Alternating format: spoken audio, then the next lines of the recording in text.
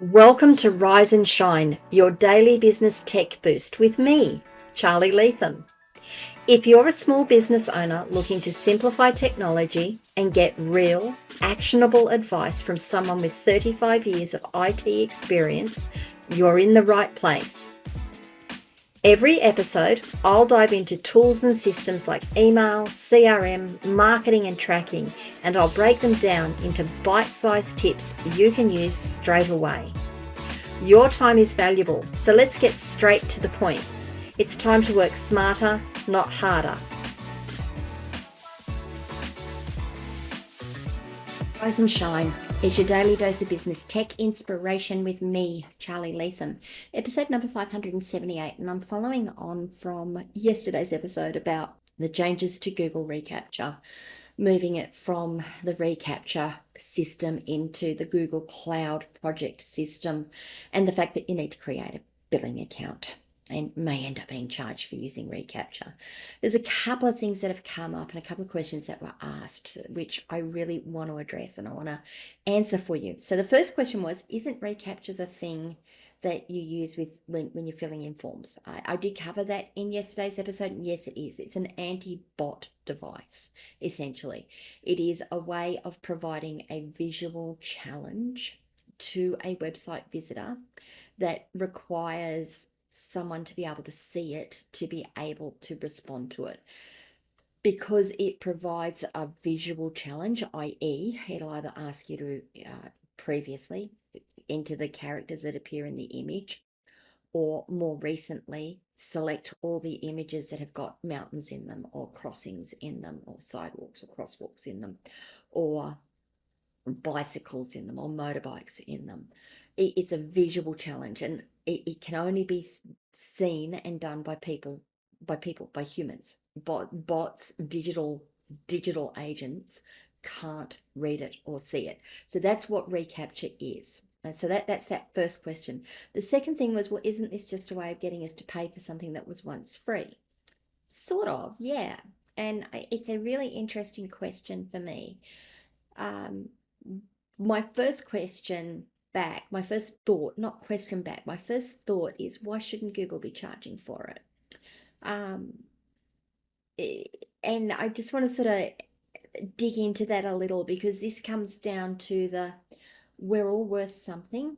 Everyone has something of value that they offer, and they should be remunerated fairly for that. Now, Google have in the past provided a lot of services, and they still do provide a lot of services for free. In return for providing those services for free, they do use our data and our browsing patterns and whatnot to inform the way they create the search engines, how they create their mail product. With their mail product, gmail.com, if you've got a free account there, you get email ads on it. You get ads in your email or in the email boxes. That's one way of recouping their costs, covering their costs. So when it comes to reCAPTCHA and moving across to the Google Cloud project and needing a billing account, should they be charging for it? Is this something that is bad? Is it something that we need to be thinking about? Well, I've got a couple of thoughts on it, and I think I've started highlighting where they are. Is one, it's a service. If we want that service to remain, we should be looking at how Google are recuperating their costs, recouping, not recuperating, recouping their costs for it. There is an awful lot of infrastructure that goes into running these systems. If you think about, let's just say there are 100 sites that use the reCAPTCHA system, and each site sends a request every second of every day. That's a lot of requests that have to be processed by the hardware, by the software, by the system. So you not only need the bandwidth to handle all of those requests, you need the hardware to handle all of those requests so that it doesn't clog out, and the software to run it. So that's a base cost right there. Then you've got the people who program the system and maintain the system and all the systems, because I'm sure there's a lot of AI in there now to do all of that. There's a cost right there. In the past, as I said, Google was able to recoup some of the costs by using our data.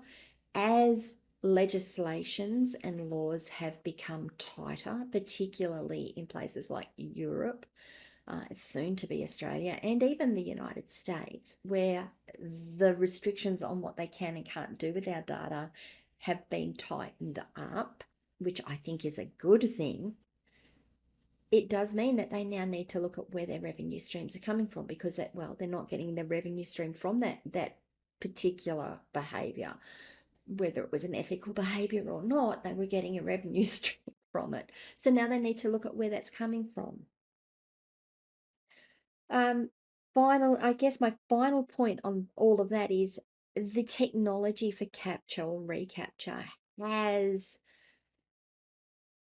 grown in leaps and bounds since since they started this project. I don't know when they started this project. I really don't know. It's been around forever, as far as I'm concerned. It hasn't. It hasn't been around for more than 18 years, but it's been around for close to that. Or maybe it has been around for 18 years and it's just sort of grown, became more mainstream later than that. But it's no longer, well, we're just going to show an image and you've just got to decide what the text on that image says. And honestly, that was the best guess on the behalf of the engine anyway. Now they've got all of this technology that you've got to check the button. Oh, how does that go against our modeling of a person? Have that a modeling of a visitor? Does that look like it's a human, or does it look like what? Well, we can't actually tell. We can't actually tell. Okay, so now we've got to give them the challenge response. Okay, we've got the challenge response. Did it work? No. Oh, we've got to give them another challenge response. And you'll get 3 or 4 challenge responses until they're happy that you actually present as not a bot and as a human. So there's all of that infrastructure. So we've gone from this tiny little project to this not just project technology that is now a massive technology that is in use by many, many, many systems. It's not just websites that use it, your apps use it. You've got reCAPTCHA in apps as well. So you've got a whole heap of things in there to consider. So should they be charging for it? I don't have a problem with that. I really don't. I think it's reasonable to say that a business is a business and they need to not only cover their costs, they need to make a profit. If you don't like it, we don't have to use the system. And I don't use reCAPTCHA. I use other ways of detecting bots and protecting my clients' sites and my sites from spam and spam bots and all of those things. I think Google have hit a reasonable medium. I want to say it's a happy medium where it's 10,000 impressions, assessments a month before the billing kicks in. And then the billing is, I think it's like $8 for the next 10,000 impressions or assessments. It didn't look expensive to me when I was looking at it. I think it's a happy medium. And I want to sort of take that whole discussion on its own without looking at who the organization is behind it. I don't want to sort of say, well, it's Google and Google's evil, or Google's this or Google's that. I want to say this is a business. It's running a service. It's providing a service to us. Yes, it has been providing that service to us for free. Well, no, it wasn't providing that service to us for free. It was getting its money elsewhere in another revenue stream to cover the costs of that. We were the product, not the customer. We were the product. And they're now moving it to, well, you want to be customers. Here is what it means to be a customer. I don't have a problem. I really don't have a problem with them saying after a certain amount of usage, you are going to have to pay. Now, the reason I don't mind that is because it's reasonable. It's a business. It's a commercial agreement. It's a commercial enterprise. If I was then to sort of look at it in the next, sort of change the lens a little and say, well, am I happy that I'm giving money to Google for this? That might be a different question, and I'm not going to answer that for myself. I give Google money for certain things. I do have Google services for certain things. But that is a decision that I make based on a number of things. It's first of all, will the product do what I want it to do? Will the product do what I want it to do at a price I'm willing to pay? They're the first two considerations. You could just send that there. The next one that I do, though, is I also say, is this a company I want to do business with? And if my answer is no to that, then my next question is, how else can I achieve this if I don't use this product and this technology because I don't like this business? How else can I do it, and what would my relative costs be on that? And am I prepared to trade off the costs of that because I don't like this company versus, well, this one is cheaper and I'm going to go with it, or this one is more, not even just cheaper, cost effective.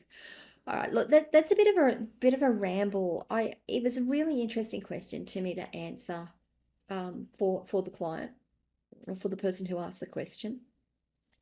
I really appreciate that they did ask the question, because it really made me think about where things are at now. I think, yeah, answer those questions that I've asked. Does the product do this? Let's just start. Is this a product I can use? Does it do what I want it to do? Does it do what it wants it to do within the price that I'm willing to pay? Is this a company that I want to be doing business with? If not, what are my options? Let's just come back to within the amount I'm willing to pay. That's the next one, is, well, it's free. What is it? How are they getting their money then? How are they getting paid to provide what is, quite frankly, a very good service? How are they getting paid? Am I the product? Am I actually the product? Because nothing is free. If there is something that has a cost, it has to be paid for somewhere. You might not be paying it directly. You might be paying it in other ways. So there's the questions to ask yourself. It's never easy, and it's certainly not nice when you've had something that has been free for all these years and you've never really had to think about it, and now you've got to start thinking about, well, is that a service I need? Why are they starting to charge for it? Should they be charging for it? It feels like a betrayal.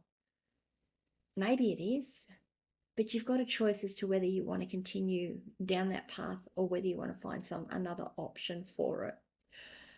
Just some thoughts.